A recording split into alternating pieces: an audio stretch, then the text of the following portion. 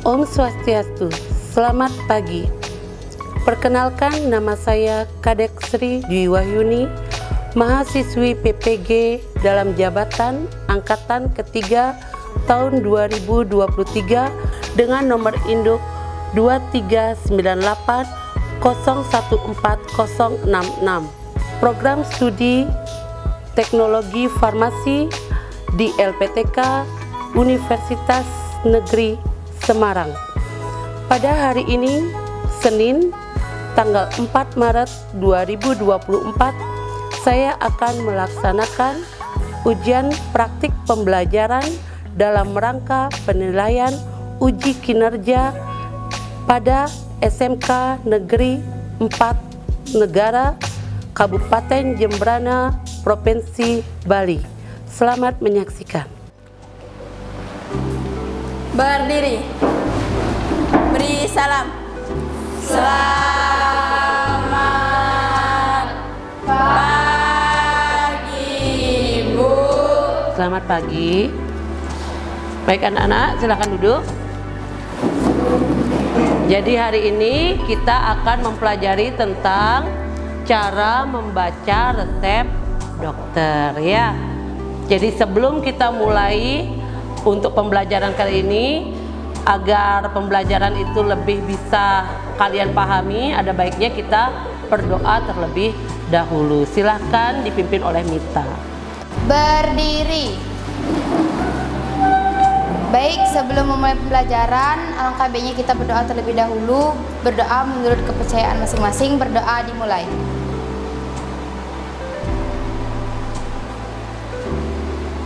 Berdoa selesai.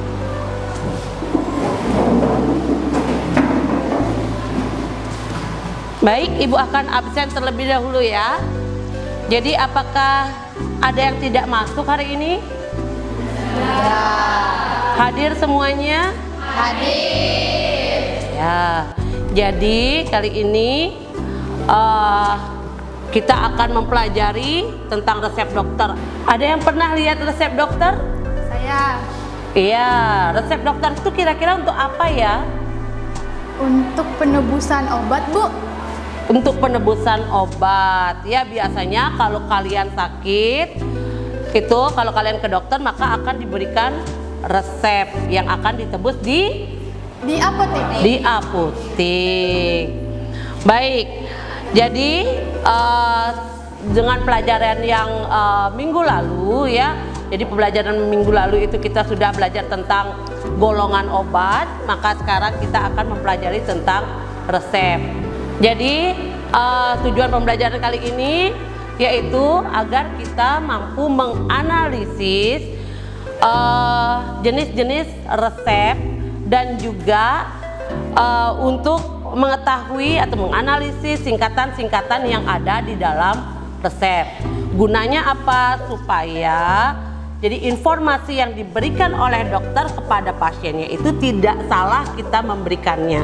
Ya, kalau terjadi kesalahan pemberian informasi obat kepada pasien, akibatnya ada banyak hal ya. Bisa pasien itu sakitnya tambah parah atau bisa menyebabkan kematian.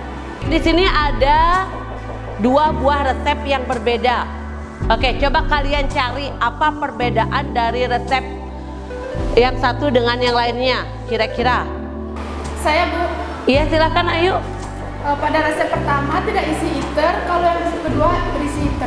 Iya, bagus sekali ya. Jadi perbedaannya ada pada iter. Bisa kalian lihat kalau yang di sini itu tanpa tulisan iter dan yang di sebelah sini dengan tulisan iter. Kira-kira apa itu iter? Ada yang tahu iter itu apa? Saya, Bu. Iya, Indri silakan. Jadi kalau menurut saya iter itu adalah pengulangan pengambilan obat yang menggunakan kopi resep. Ya, jadi iter itu artinya bahwa resep tersebut bisa diulang 2 kali. Karena di sini iter 2 kali ya. Jadi resepnya bisa diulang 2 kali. Jadi bisa berapa kali kah pasien mengambil obat atau menebus obat di apotek menggunakan resep iter? 3 kali. Ya, itu untuk ITER. Nah, seandainya kalau ada resep yang harus dibuat sekarang, kira-kira apa perintah dokternya? Ya, Ayu? Namanya Sito. Iya, benar sekali Ayu. Sito itu jika resep dokter tersebut urgent dan harus dibuat saat ini juga. Baik, di sini ada perintah dokter ya. Jadi perintah dokter itu dalam bentuk kode atau singkatan. Kira-kira kalau MF itu apa? MF campur dan buatlah. Kalau pulse dalam bentuk serbuk atau puyer. DTD sesuai dengan takaran. Berarti di sini campur dan buatlah dalam bentuk puyer sebanyak 20 bungkus ya. Oke, S ini artinya apa? Tandailah atau signa ya, signa tandailah 3 kali dalam sehari 1 bungkus puyer. Nah, sekarang kita lihat yang resep yang berikutnya. Jadi hampir sama ya, hampir sama. Di sini sama-sama disuruh membuat puyer ya. Yang tadi disuruh buat 20, yang di sini disuruh buat 10. Nah, di sini ada signa apa? Tandailah 1 kali dalam sehari 1 bungkus puyer, benar? Pada pagi hari sebelum makan ya. Ya, itu adalah bagian dari resep atau singkatan-singkatan yang harus kita ketahui dari resep ya. Kalau ada singkatan yang tidak kalian ketahui, kalian bisa lihat di buku paketnya ya. Baik, kalian sudah duduk dengan kelompoknya masing-masing bukan? Sudah. Nah, sekarang Ibu akan bagikan LKPD ya. Jadi untuk kelompok 1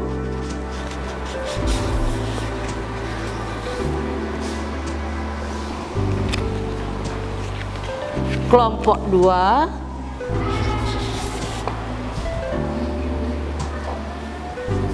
kelompok 3 kelompok 3 dan kelompok 4.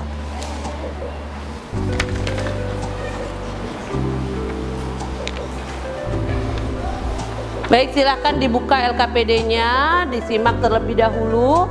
Kira-kira apa saja yang harus kalian lakukan? Di sana sudah ada ya dalam LKPD. Diisi dulu untuk nama kelompoknya masing-masing. Ya, silahkan dikerjakan.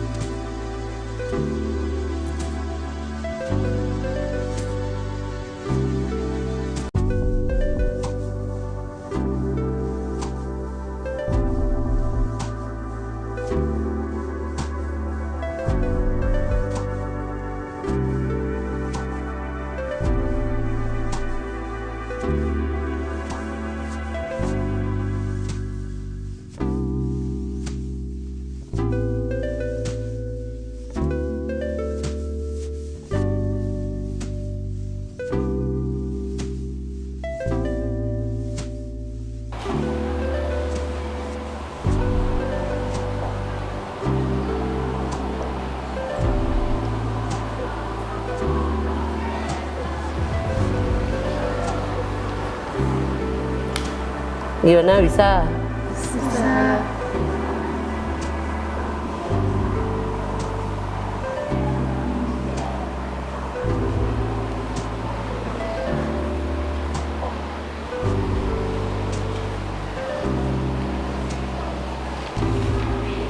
Ada yang ditanya? Ada yang nggak bisa selesai? Ini nanti ini jawabannya.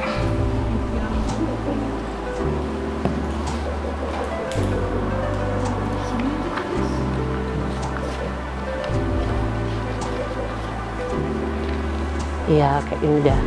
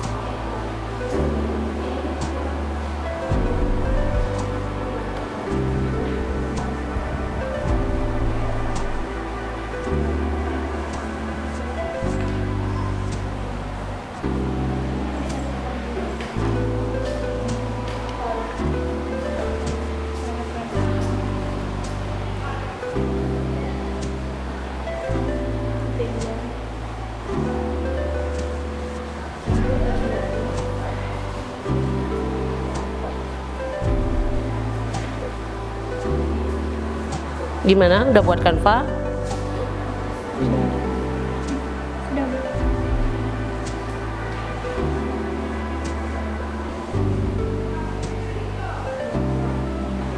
Gimana? Sudah semuanya selesai?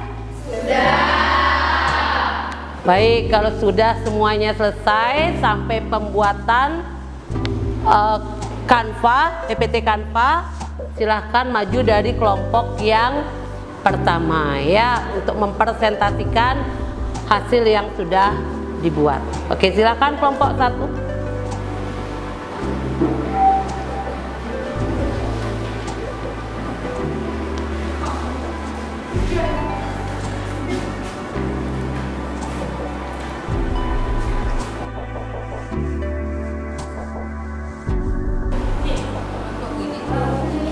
Halo, selamat pagi semuanya. Pagi. Bagaimana kabarnya hari ini? Baik. Di sini saya dan kelompok saya akan mempresentasikan hasil dari kelompok kami. Pertama-tama izinkan kami memperkenalkan diri terlebih dahulu. Perkenalkan, nama saya Nikade Indri Wahyuni Antari dan teman saya. Perkenalkan, nama saya Ayudia Swatintania dan teman saya. Perkenalkan, nama saya Nikade Indri Lestari dan teman saya. Perkenalkan, nama saya Sudibeda Santini. Baik, itu saja saya cukupkan untuk sesi perkenalan dirinya. Kita akan lanjut untuk pembahasan materinya. Baik, untuk materi pertama akan dijelaskan oleh teman saya, Dias. Analisis bagian-bagian resep. Bisa dilihat gambar di samping. Yang pertama, A. Inscriptio. Dalam inskriptio ini terdapat bagian resep. A. Nama dokter, Dr. Beni. B. Nomor SIP 1245-X-SIP-2000. C. Alamat rumah sakit atau klinik Jalan Kemuning. B. Invokasio iter terdapat tanda R atau yang digunakan sebagai pembukaan pada resep. C. Prescription atau ordinatio. Dalam ini terdapat bagian resep. A. Nama-nama obat, bentuk sediaan, dan takaran atau dosis dari masing-masing obat. Yang pertama ada M, F, pulveres, DTD 010. Yang kedua ada M, F, L, A, pulveres nomor 10. C. Signatur. Dalam ini terdapat bagaimana cara pemakaian obat ditulis pada etiket. Yang pertama ada S3DD P1. Yang kedua ada S2DD pulveres 1. D. Signatur. Dalam ini terdapat bagian cara pemakaian obat ditulis pada etiket. E. Pro. Dalam ini terdapat identitas pasien seperti gambar di samping. Pertanyaan yang kedua. Informasi yang disampaikan oleh dokter pada resep. Resep pertama memberikan informasi ambillah obat amokan tablet dengan ukuran 250 mg. Kemudian racik, belah atau campur dan buatlah obat di atas dalam bentuk serbuk dengan takaran dosis sebanyak 10 bungkus. Dan cantumkan juga cara obatnya pada etiket, yaitu tandailah 3 kali sehari sebanyak 1 bungkus puyer setelah makan. Pada resep kedua memberikan informasi ambillah obat Thiosal tablet dengan ukuran 1/2 tablet dan obat Ketotifen dengan ukuran 1 mg. Kemudian diracik atau campur dan buatlah obat di atas menurut seni dan bentuk puyer sebanyak 10 bungkus. Dan cantumkan juga cara pemakaian obatnya pada etiket, yaitu tandailah 2 kali sehari sebanyak 1 bungkus serbuk setelah makan. Pada resep juga terdapat pro, yaitu identitas pasien seperti nama dan umur pasien. Pertanyaan yang ketiga dilanjutkan oleh Indri. Untuk pertanyaan nomor 3 akan dijawab oleh saya.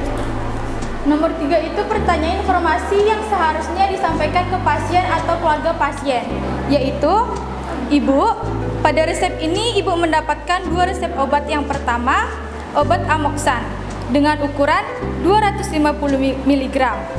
Diracik menjadi puyer sebanyak 10 bungkus. Diminum 3 kali sehari setelah makan. Dan untuk resep yang kedua, Ibu mendapatkan obat Thiosal tablet dengan ukuran setengah tablet dan obat Ketotifen dengan ukuran 1 mg. Diracik menjadi puyer sebanyak 10 bungkus. Diminumnya 2 kali sehari setelah makan.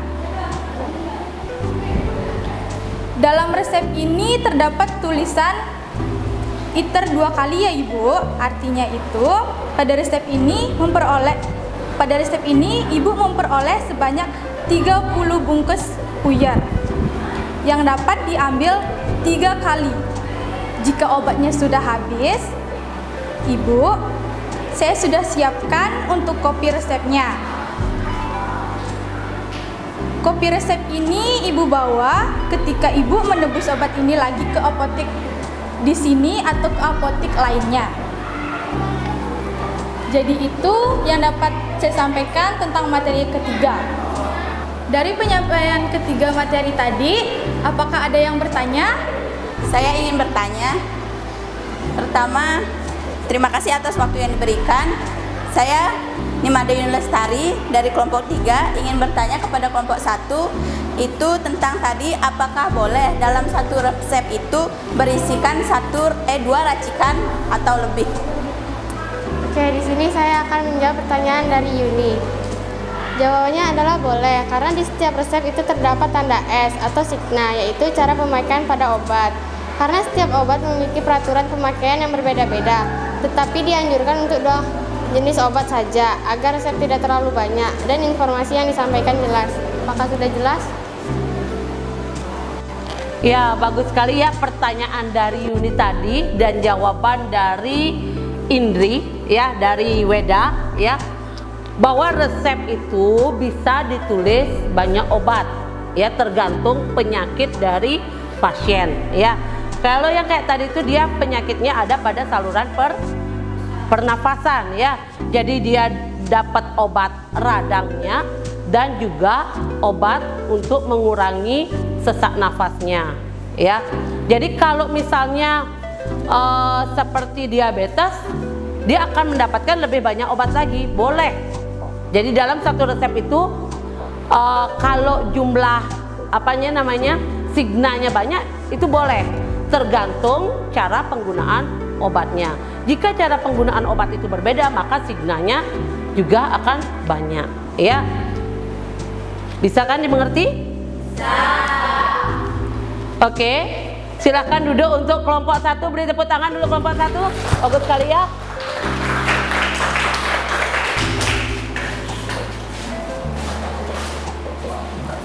Oke, untuk berikutnya silakan kelompok 2.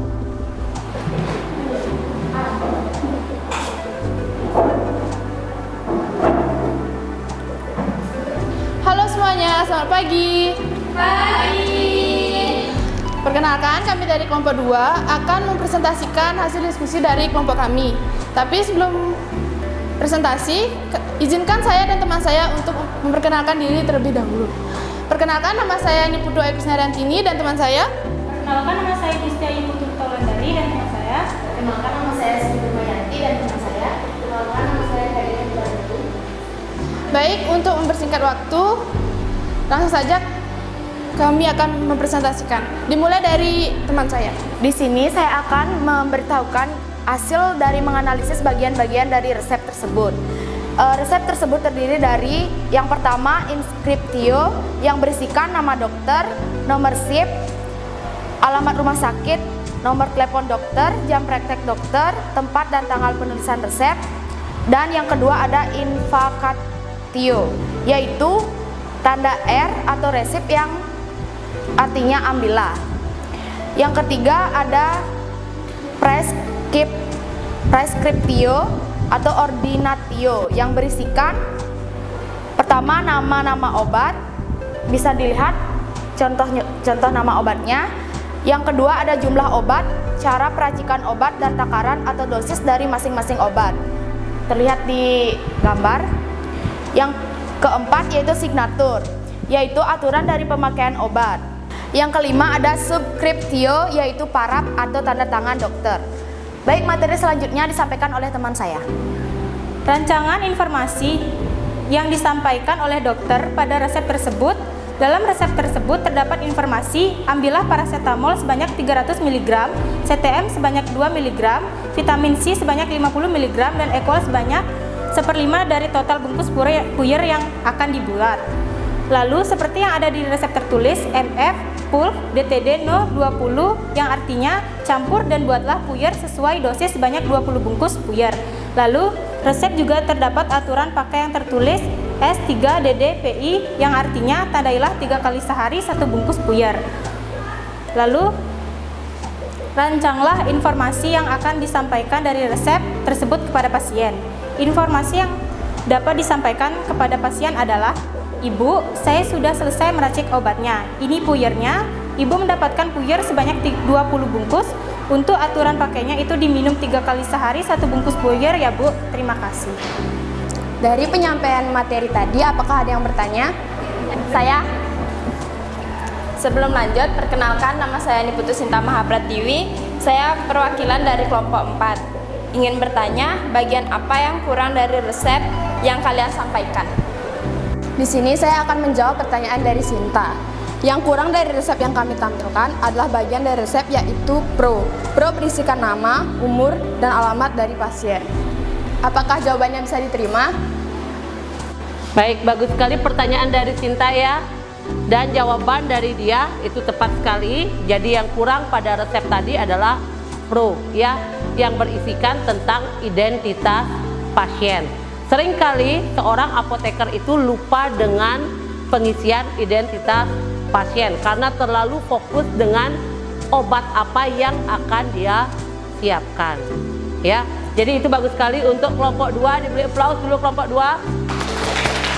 Ya, silahkan duduk kelompok 2.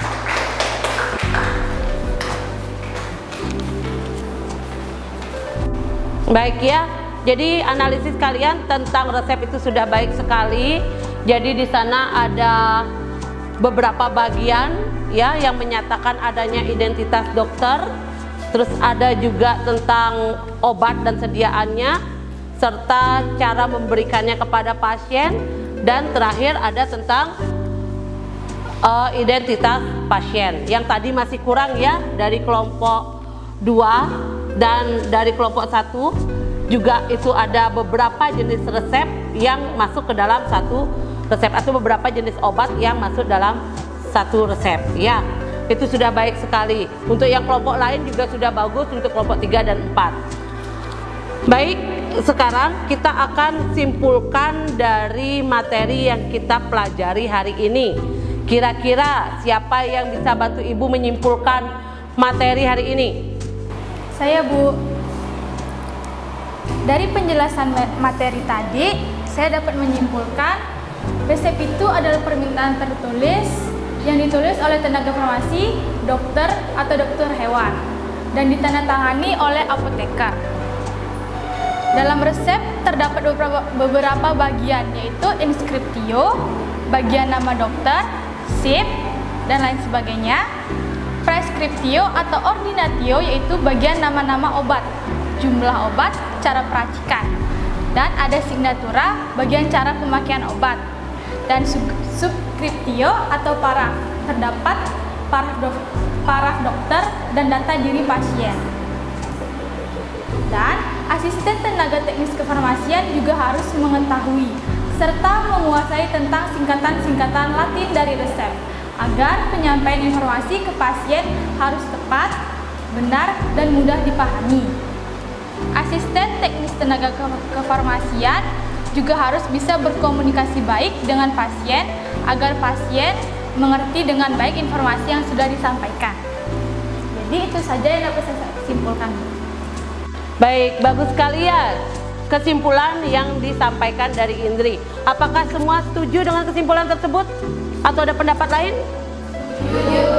Ada pendapat lain? Tidak. Oke, semua setuju dengan pendapatnya Indri ya dari kesimpulan tersebut. Baik, sekarang Ibu akan menanyakan, kira-kira apakah pelajaran hari ini menyenangkan bagi kalian? Menyenangkan. Apa ada sesuatu yang kurang kalian pahami dari materi yang Ibu sampaikan? Tidak. Baik, kalau tidak, untuk materi yang berikutnya kita akan mempelajari tentang kalkulasi obat ya, tentang kalkulasi obat. Nanti di sana kita akan menghitung dosis obat serta harga dari obat tersebut. Baik, untuk sekarang Ibu sudah kirimkan ke kalian post test ya dalam bentuk Google Form yang akan kalian selesaikan langsung pada handphone kalian masing-masing ya. Silahkan dikerjakan.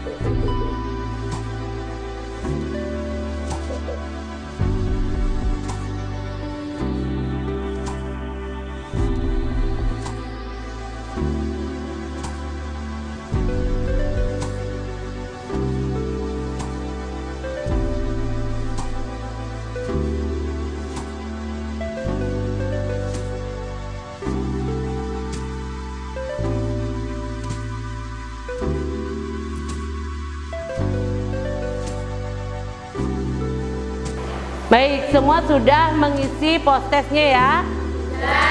Nanti hasilnya kalian bisa lihat langsung di handphonenya masing-masing.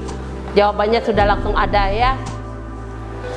Nah, untuk materi yang minggu depan, ingat kita akan mempelajari tentang kalkulasi obat. Silahkan dipelajari bukunya dan dicari informasi-informasinya baik pada media cetak ataupun dari internet ya. Nah, sebelum menutup pembelajaran hari ini, jadi karena kita memulainya tadi dengan doa, maka kita akan mengakhirinya juga dengan doa supaya pembelajaran yang Ibu sampaikan kali ini akan bermanfaat bagi kalian ke depannya. Doa dipimpin oleh Nita. Silakan Nita. Berdiri. Baik, sebelum kita mengakhiri pembelajaran, marilah kita berdoa terlebih dahulu. Berdoa dimulai.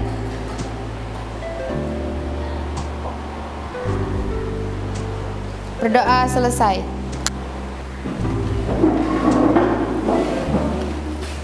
Baik, sekian pelajaran hari ini. Terima kasih anak-anak. Selamat pagi.